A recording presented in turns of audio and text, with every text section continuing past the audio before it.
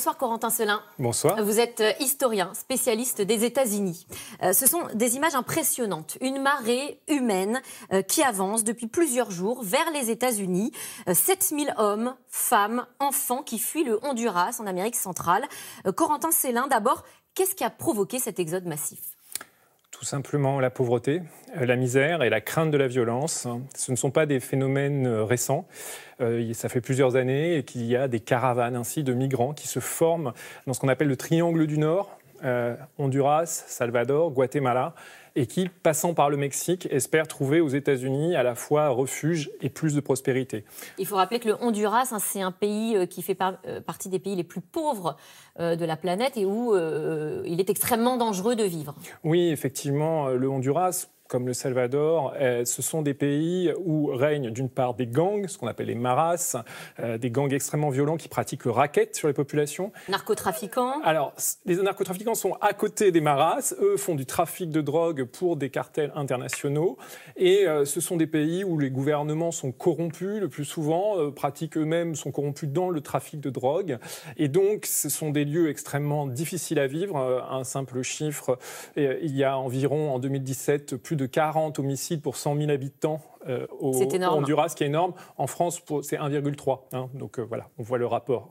Et 7 habitants sur 10 qui vivent en dessous du seuil de pauvreté. Alors le cortège a déjà parcouru 800 kilomètres. Il en a encore des milliers devant lui avant d'atteindre les États-Unis. Les conditions sont extrêmement difficiles. Un soleil de plomb, pas d'eau, pas de nourriture. Comment les réfugiés s'organisent pour survivre ? Alors, tant qu'ils étaient au Guatemala, ils pouvaient compter sur la bienveillance des personnes qui rencontrent le cortège, qui rencontrent la caravane sur la route, qui leur donnent de l'eau, parfois de la nourriture.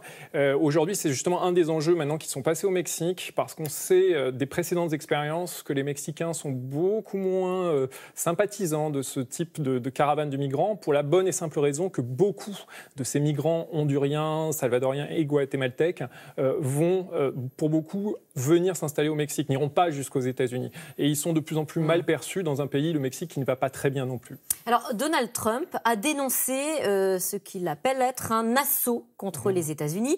Fidèle à lui-même, le président américain s'est déchaîné sur Twitter. Alors, on va donner un exemple avec ce tweet qui menace de supprimer des aides. Nous allons commencer à couper ou réduire de façon significative l'énorme aide internationale que nous leur accordons.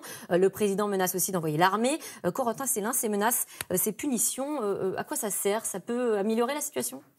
Ça peut pas améliorer la situation, mais pour Donald Trump, il ne faut pas oublier que cette caravane est une aubaine politique, tout d'abord à quelques semaines des élections, car elle lui permet de faire ressurgir sur le devant de la scène la thématique de l'immigration, qui est si forte dans son discours et dans son électorat. Et par ailleurs, il est amusant que Donald Trump menace de couper les aides, puisqu'en fait, il les a déjà coupées depuis qu'il est arrivé au pouvoir. En effet, depuis l'administration Obama, les États-Unis aider les gouvernements de ces pays pour éviter ce type de migration incontrôlée. Et Donald Trump a diminué les aides de moitié pour le Salvador, de 40% environ pour le Honduras depuis 2016. Vous parlez des élections à mi-mandat, c'est dans 2 semaines. Ce sont les élections qui vont bien élire le Congrès. Jusqu'à maintenant, les démocrates étaient plutôt en bonne place. Est-ce que cette situation peut changer la donne ? Oui, absolument. Déjà, on note que les démocrates sont de moins en moins en bonne place. Les républicains et Donald Trump ont beaucoup remonté dans les sondages. Et s'ils arrivent à placer la thématique de l'immigration sous les feux de l'actualité, c'est un coup gagnant pour Donald Trump. Et on peut comprendre ainsi qu'il en fasse beaucoup. On a vu beaucoup il surjoue la situation de crise. Absolument, il surjoue la situation de crise. Il a menacé d'envoyer la troupe. On voit qu'il y a toute une mise en scène qui va se mettre en place et qui, pour lui, est extrêmement bénéfique puisqu'elle met en image ce qu'il dit depuis plusieurs années, c'est-à-dire que des États-Unis, majoritairement blancs, l'identité blanche des États-Unis est menacée par ce flot vraiment de migrants, d'étrangers qui vont venir profiter, comme il dit souvent, des États-Unis. Donc on voit que pour lui, c'est vraiment une aubaine. On voit aussi qu'il profite de cette actualité autour des élections de mi-mandat, puisqu'il accuse carrément les démocrates, je le cite, d'encourager des millions d'étrangers illégaux à enfreindre les lois, à violer les frontières, à submerger le pays. Là, quand même, il va assez loin. Oui, mais on est en campagne électorale et c'est une thématique qu'il a déjà employée et que les candidats qui se réclament de lui ne cessent d'employer. Il y a 2 grandes idées. D'une part, ce sont les démocrates qui organisent ces flux d'immigration clandestine avec l'idée qu'ensuite, une fois qu'ils sont clandestinement aux États-Unis, ils votent illégalement contre les républicains. Et la deuxième idée, c'est que seul Trump défend justement vraiment l'identité du pays et le bien du pays contre des démocrates qu'il aime de plus en plus souvent à présenter comme une sorte de parti de l'étranger. Et on retrouve ici cette critique que les républicains ne cessent d'enfourcher. Alors, autre stratégie de Donald Trump, toujours dans l'idée de remobiliser, c'est de brandir la fameuse menace du terrorisme. Alors, on va l'écouter, c'était en meeting en début de semaine au Texas. That is an assault on our country. That's an assault. And in that caravan, you have some very bad people. You have some very bad people. And we can't let that happen to our country. Alors, cette déclaration fait écho à un tweet où le président dénonce les criminels, les inconnus du Moyen-Orient qui sont mélangés dans ce cortège. Ça reste vraiment très vague. Corentin Célin, ces propos, ils sont fondés ? Non, d'ailleurs, le président des États-Unis l'a lui-même reconnu hier soir. Il a dit qu'il n'avait pas de preuves de ce qu'il avait avancé, mais que ça pourrait être bien possible. On retrouve en fait ici toute la rhétorique de Trump depuis qu'il est entré en politique. N'oublions jamais que lorsqu'il déclare sa candidature en juin 2015, il dénonce les Mexicains qui envoient, je le cite, le pire de leur pays, les pires criminels, etc. On retrouve exactement la même rhétorique ici. Il joue sur cette crainte, sur cette peur d'une submersion des États-Unis, entre guillemets, à majorité blanche, par ces immigrants dont on ne voit pas le visage, qui sont là en masse. Et c'est vraiment sa rhétorique, il joue sur la crainte et ça va marcher avec son électorat. Ce qui est intéressant, c'est aussi de dire que le pays est en bonne santé économique, pas de chômage, une très bonne croissance. Alors, est-ce que le problème migratoire est réel, finalement ? Alors, c'est tout le problème, c'est que ce n'est pas un problème foncièrement économique. Trump, il parle sur les valeurs, sur l'identité.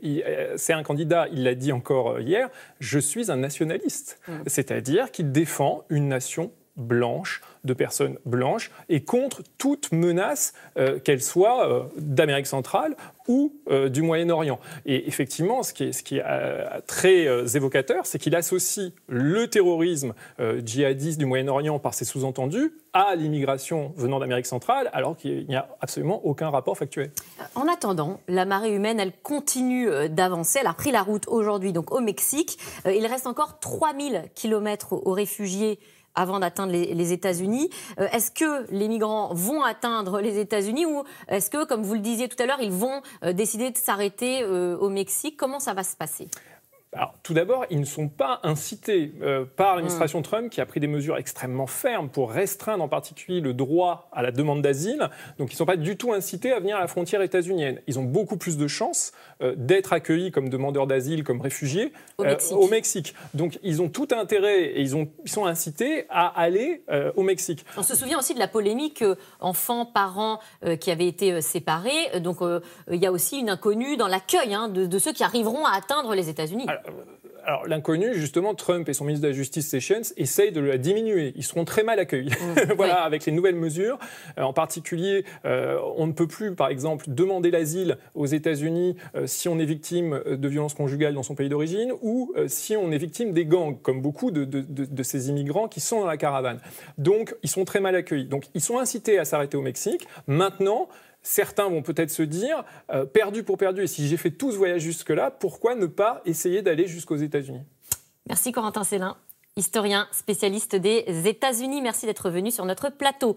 Chers téléspectateurs, avant de se quitter, ce petit message à vous qui aimez la télévision publique. L'on vous propose d'imaginer la télé du futur. Pour cela, il suffit de donner votre avis en allant sur le site matélédemain.fr.